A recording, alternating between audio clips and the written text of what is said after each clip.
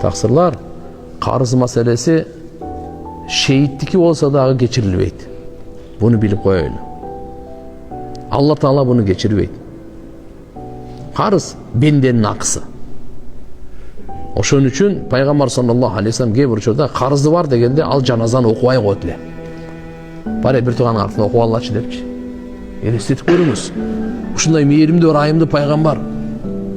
Ошон үчүн мүмкүн болушунча карыздан тез кутулганга аракет кылайлы дагы.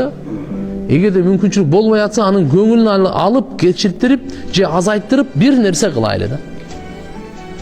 Себеп дегенде өлүм айтып келбейт, капысынан келет. Анан эле даяр болуп калбаш керек да. Алла Таала өзү аракет кылыш керек карыз албаганга. Эми болуп калат, эми жашоодо да эми. Кээде болуп калса, анда кутурбаңыз да. Пепси-кола ичпеңиз, таксиге отурбаңыз. Карыз болуп калгандан кийин анда бирөө сыйласа мейли, бирок ол акчага сиз кутулуңуз да, Катар-катар кийим албаңыз, акыңыз жок сизге. Футболка көйнөк, жыртык эле кийиңиз, бирок карыздан бериңиз.